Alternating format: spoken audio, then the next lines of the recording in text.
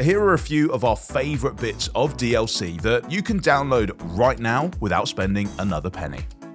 And whether it's Superman battling Batman or Godzilla teaming up with King Kong, we all love a good crossover. And with its Stranger Things inspired crossover mission, Far Cry 6 has provided us with an absolute doozy. The Vanishing gives the open world shooter an eerie makeover as a bunch of supernatural creatures turn up in Yara, posing a threat to our hero, the Resistance, and most importantly, our beloved canine pal Chorizo. It also gives the gameplay a stealthy, survival horror-ish new flavor, which pushes you to play the game in a whole new way.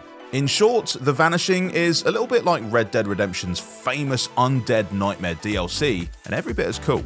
You don't even need to download the crossover missions separately, as they just patched it straight into the main game, which, by the way, is a main game that you can grab right now from the Game Pass library. Given the inexhaustible supply of really cool new content that Minecraft players have come up with over the years, you'd sort of forgive the developers if they decided not to even bother adding anything much of their own. But fortunately, Mojang are way too cool for that and have added all sorts of great free stuff over the years, much like last year's Camp Enderwood. Whether you're the sort of player who prefers Minecraft to be a bit of a hard scrabble survival game, or maybe you favour more of a laid-back experience, Camp Enderwood really is the place to be. Its campsite is filled with fun activities to undertake and fluffy marshmallows to roast. But if you do take a walk in the woods outside, you're going to find a whole world of spookiness to explore. And naturally, the Camp Enderwood DLC also throws in a bunch of really nice cosmetics so that you can really look your blocky best while you're chilling by the fire. As most of us know, when you live in the city, it can be nice to get some country air from time to time, especially when that city in question is filled with flesh-eating monsters and vicious bandits, much like the one in Dying Light. The following is a free DLC which takes players out to the countryside where an ancient cult are causing loads of trouble. And if you're worried that all that open space might not be as much fun to traverse as the more parkourable urban environments of the main game, well, maybe a customizable dirt buggy would ease your concerns. Between the drastic change in environment and the deadly new weapons that you'll get to try out, the following really does feel like a breath of fresh air. Okay, sure, one bit of free DLC is nice, but a whole pack of free DLCs? Now that's an offer we can't refuse. Mafia 3's sprawling open world was already packed with sharp suits, sinister characters, and blistering third-person action, but once you add in the DLC content pack, things get seriously interesting. I'm talking nuclear bombs, satanic cults, throwing knives, corrupt cops, bullet time mechanics, and 3 brand new storylines that are just as filled with twists, turns, and unfortunate incidents as the main game. It's the kind of DLC which levels up an entire game, and it's totally free.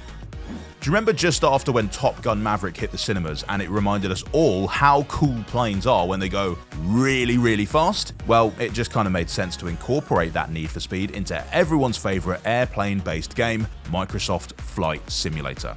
This free expansion added a hypersonic plane capable of Mach 10 speeds, along with a bunch of new challenges to see whether you had the skills to even handle it. And it also threw in a new livery for the FA-18E Super Hornet, which, no, it's not gonna make you a better pilot, but you know what? It's gonna make you feel like a total badass. Oh, and that reminds me, movie buffs who are looking to clock up some air miles have just received another free cinematic expansion because Dune Part 2's Ornithopter has also touched down in Flight Sim just before the movie released. If you want to see how Bex and I got along with that expansion, you can check our impressions video just up there. But also, if you'd like to hear more about the brand new Microsoft Flight Simulator game that's on the way, make sure you subscribe and ring the bell so you don't miss it.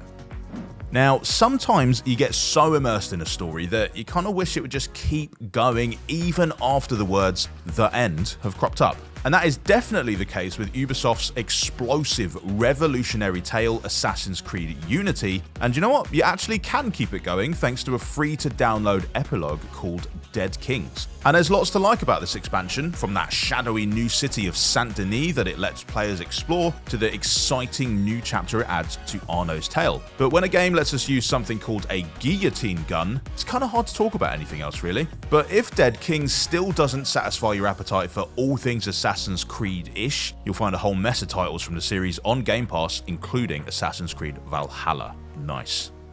If, like me, you enjoyed Bugsnax's unique brand of culinary critter capturing fun, then you might want to actually swing back to the island to check out a brilliant bit of extra content called the Isle of Bigsnax, which was added as a free update. And not only does it add a whole new biome for players to explore, complete with new, unsettlingly delicious looking creatures for you to catch, but it also lets you set up and customize a house of your very own. With new furnishings that can be unlocked by completing specific challenges, the Isle of Bigsnax adds hours of content to a game that was already pretty well packed. Just keep in mind that you will need to complete all of Snorpy and Chandlo's quests before you can check this DLC out.